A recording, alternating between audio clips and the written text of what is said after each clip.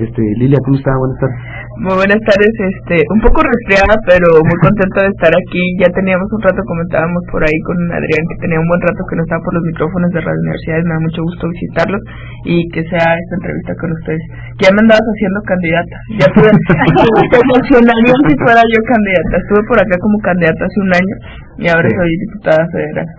Entonces pues acá estamos visitando, informándole a la gente qué es lo que hicimos en estos 2 periodos ordinarios. ¿Y qué es lo que hicieron en estos 2 periodos ordinarios precisamente, Lila? Muy buenas tardes. Muy buenas tardes. Bueno, pues hicimos de todo, ¿no? Yo creo que ustedes podrán saber un poco por las noticias nacionales que se aprobaron perdón, en este periodo más reformas estructurales de las que se aprobaron en los 12 años de Fox y Calderón. Obviamente esto gracias al Pacto por México en inicio, con grandes deficiencias del Pacto por México. Exactamente, eso te iba a preguntar. Bueno, yo lo que te diría es que el Pacto por México es un arma que está utilizando, y lo digo con todas sus letras, el presidente de la República, para traer las fuerzas políticas a dialogar a la mesa, que las fuerzas que le hacen la mayoría en el Congreso y en el Senado, ¿no? Que sería en este caso el PRI y el PAN, donde finalmente se hacen tomas y dacas. O sea, básicamente eso es el pacto. Una moneda de cambio, según tú. Exactamente. Pues no es según yo.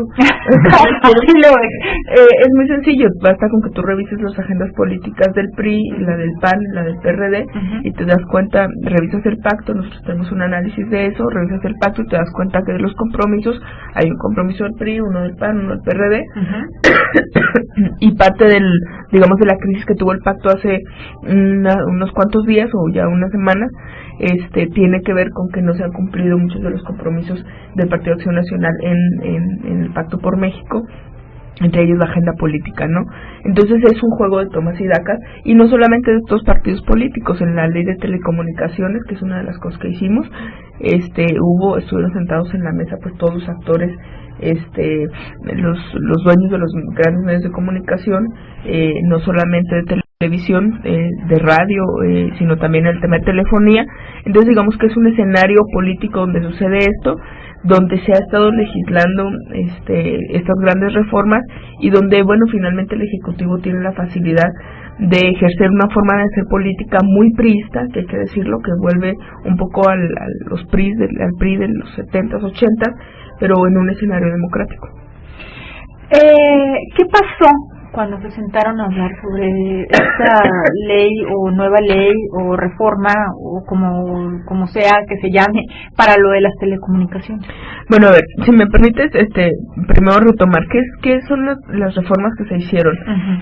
La reforma del trabajo, en la que el PT tiene grandes objeciones, nosotros votamos en contra en la reforma laboral, porque creemos que le quita grandes triunfos a la clase trabajadora, como el hecho de que te tengan que dar una jornada de 8 horas y como consecuencia todos tus derechos laborales. Bueno, eso se quitó, se permitió el outsourcing y un montonal de cosas que ahora permite, bueno, pues que las personas sean tratadas como elementos de desecho para las compañías, pero que también tiene grandes facilidades para las pequeñas empresas, y eso también hay que reconocer sobre la reforma laboral, pero en un balance que nosotros hicimos perdían más los trabajadores de lo que ganaban las pequeñas empresas. Luego vino la reforma al amparo, la reforma al arraigo, que fue la última que vimos. Vino la ley de justicia para adolescentes, la ley de víctimas, muy importante, que el presidente Calderón había dejado congelada porque no quería que se atendiera a las víctimas del crimen organizado de esta guerra que él mismo había iniciado. Tuvimos la ley de telecomunicaciones, uno de los grandes logros para nosotros como chihuahuenses, de diputados de Chihuahua, específicamente los que estamos en la Comisión de Economía, tu servidora que es secretaria, la ley de minas, con el impuesto el derecho del cobro del 5% para los mineros, que este dinero se está quedando ahora en los pueblos mineros. Entonces ahora vamos a tener recursos para pueblos como Parral, como Santa Bárbara, como todos estos pueblos como Madera, que tienen minas y que no se les recupere, no se les recompensa nada a la comunidad. Ahora se le está cobrando el 5% sobre las ganancias a las empresas mineras para que se quede en el municipio el 50% y el 50% se maneje por el gobierno del estado. Hubo una reforma también en el artículo 27 constitucional para que para que las aportaciones que se hicieran por parte de los trabajadores se equipararan a las aportaciones que se hacen al ISR, para que muchos empresarios y no digo que todos y no quiero generalizar, aquellos empresarios digamos que estaban utilizando este formato de poner a sus trabajadores con el sueldo mínimo para pagar poco menos del IMSS, de las cuotas del IMSS, ahora tengan que pagar por lo que realmente se les paga a los trabajadores.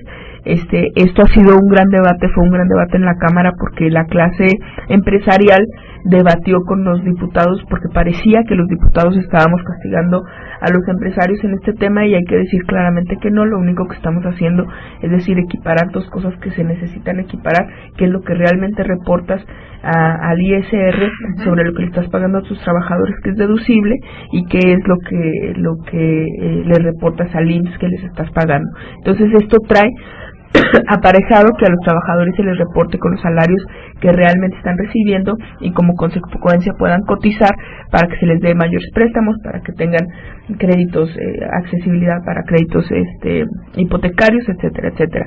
Entonces estas son, digamos, de las grandes reformas, y obviamente la de telecomunicaciones que tú comentabas, que trabajamos en la Cámara de Diputados. Por eso te decía que hicimos 4 reformas constitucionales y casi 13 reformas estructurales. ¿Y qué pasó en la reforma de las telecomunicaciones? Bueno, la reforma de telecomunicaciones creo que es una de las reformas más deseadas por el pueblo mexicano después de la elección de 2012, hay que decirlo, porque ya estábamos cansados un poco del duopolio que había en las televisoras sobre todo, y reconociendo el rol social de las televisoras, es decir, que las televisoras son formadoras de sociedad, hay que decirlo como es esta teoría del homo videns de Sartori, entonces en esta lógica había una gran presión sobre hacer la reforma de telecomunicaciones. ¿Qué es lo que sucede? Pues no lo deseable, yo te diría que se sientan, y creo que por ponerlo en términos prácticos, el presidente sentó a los 3 poderosos en el tema de telecomunicaciones, que es Carlos Slim, Emilio Azcárraga Millán y Salinas Pliego, y finalmente llegaron a un acuerdo, es decir, Slim quiere entrar a televisoras, se abrió la posibilidad de una tercera y una cuarta cadena nacional de televisión que estaba cerrada por el órgano regulador, lo que actualmente se conoce como la COFETEL, y se le permite también a los otros 2 entrar en el mercado de telefonía y entrar en el mercado de telefonía fija y de telefonía satelital. Exacto. Bien, ¿qué opinas de la reforma educativa? ¿Qué opino de la reforma educativa? Creo que uno de los hay cosas positivas, yo lo tendré que decir así, sin embargo nosotros votamos en lo general en contra, porque creemos que pues es básicamente el gancho que utilizó el gobierno, es decir, el meter la evaluación, que es lo positivo que nosotros vemos de la reforma educativa. Es decir, se pide que los maestros se evalúen, eso en México es muy muy necesario. Es maestros sin evaluar, maestros que evalúan y educan a mexicanos que están sin evaluar, pero grandes desaciertos. Por ejemplo, ¿quién va a evaluar a los maestros? Que es lo que no se dice.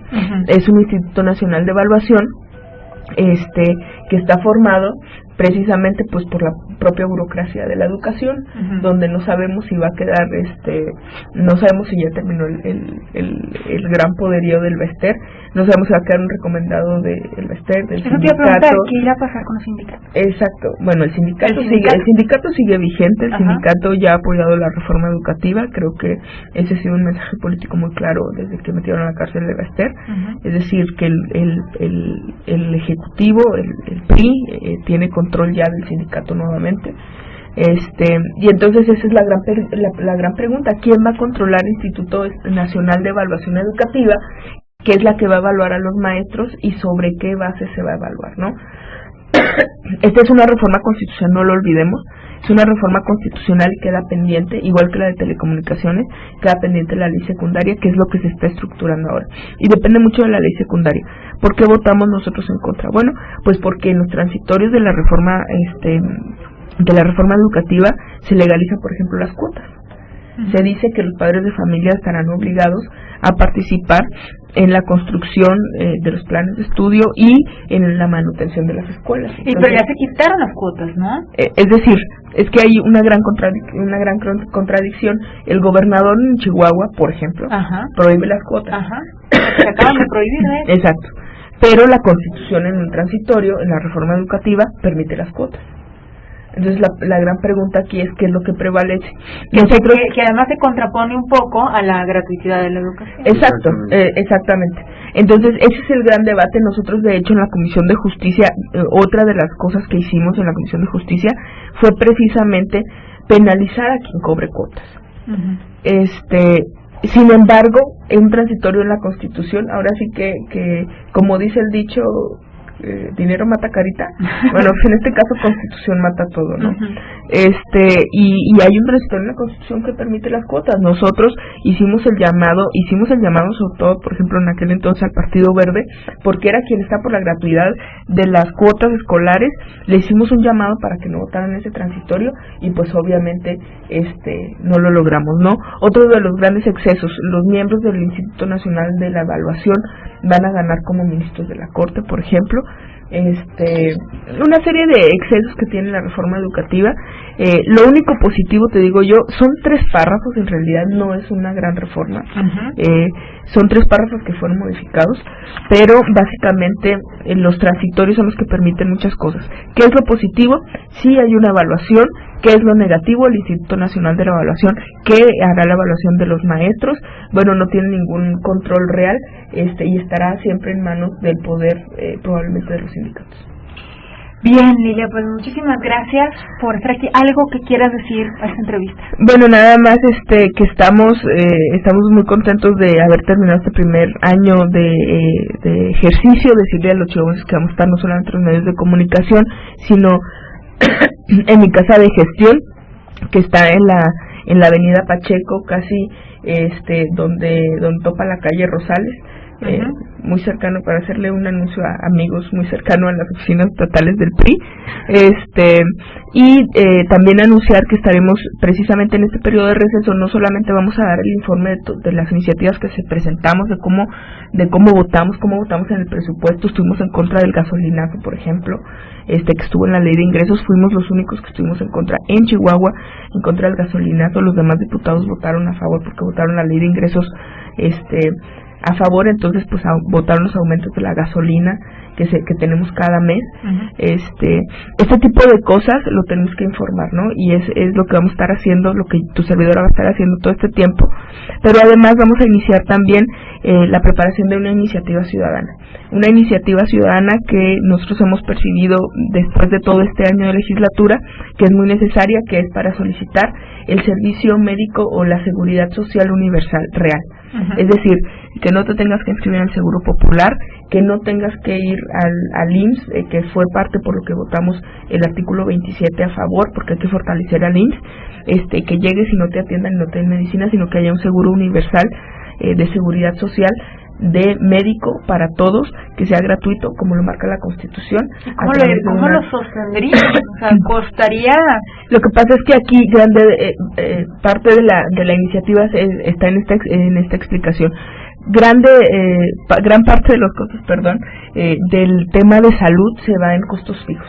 El IMSS, por ejemplo, tiene el 80% de su gasto se va en gasto fijo, en gasto administrativo, que no tiene que ver con servicios médicos.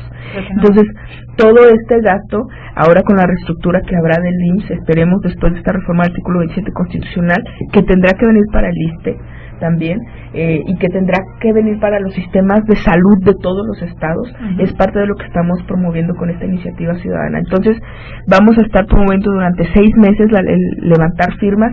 No es una iniciativa irresponsable que diga queremos que nos den servicio médico gratuito a todos, sino precisamente cómo lo vamos a sustentar, cómo cortando los gastos fijos de la burocracia administrativa que tienen estos monstruos, que es el Seguro Social, que es inclusive el mismo Infonavit, que tiene que ver con la seguridad social de los trabajadores, y hacer más eficientes estas burocracias, y de ahí sacar para que todos podamos tener acceso a una seguridad social médica gratuita. Muy bien, pues muchísimas gracias por estar aquí, Lilia, y pues estaremos pendientes contigo a ver qué más hay en la Cámara de Diputados con estas grandes reformas, que bueno, es un inicio prácticamente de una administración nueva, y veremos qué es lo que sucede en la Cámara de Diputados. Claro, y va a estar interesante porque ya se presentó también la reforma financiera que tiene que ver con los créditos, entonces pues estamos gustosos de estarles informando, porque además está en las comisiones donde está tu servidor. Entonces estamos dispuestos para estar platicando con ustedes de qué es lo que va a pasar con las tasas de interés, con los préstamos bancarios, que también nos atañen a todos nosotros, ¿no? Muy bien, mil gracias. Muchas gracias. Hasta luego.